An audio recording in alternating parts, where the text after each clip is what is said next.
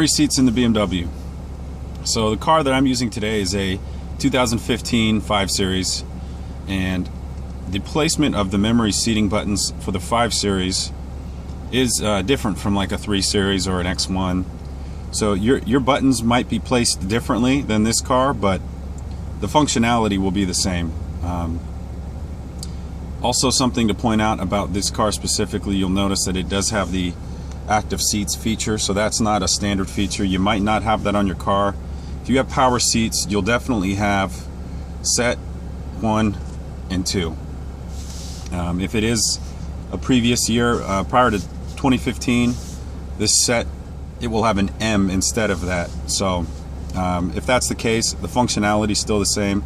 One of the minor changes they made was they switched this to set, and they also added an audible chime, so once you do save your memory seat, you kind of get an audio tone that signifies that. So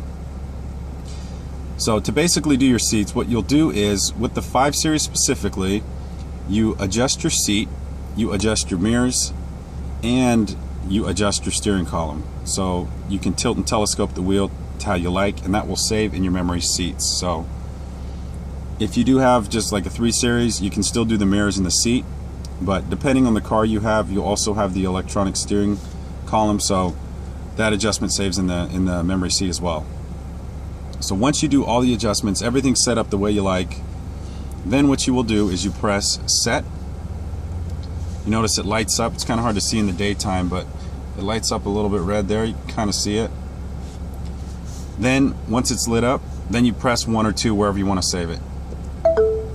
So I pressed 1, the light goes off, and then there was an audible chime that played through the speakers. That indicates you just saved number 1 to these current settings here. So if the seat gets moved around and adjusted, to recall my settings, all I have to do is press and hold 1, and it's a press and hold. You want to make sure you hold it in so it makes all the adjustments.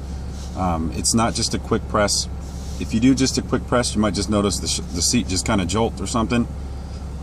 They make it for kind of a safety issue, so in case you don't intentionally mean to press 1 or 2, and maybe you're driving down the freeway or something and you wanted to turn on the massager, but you accidentally press number 1, you don't want your seat or your steering column to just slam right into you and completely uncomfortable position while you're driving 65, 70 down the freeway. So they want to really make sure you want to adjust the seat, so press and hold it in.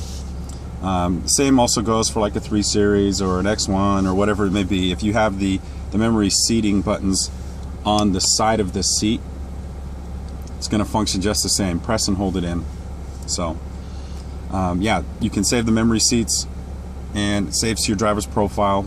So if you switch out of profiles, you'll have different seat memory, but hopefully that gives you an idea of how to save the memory seats.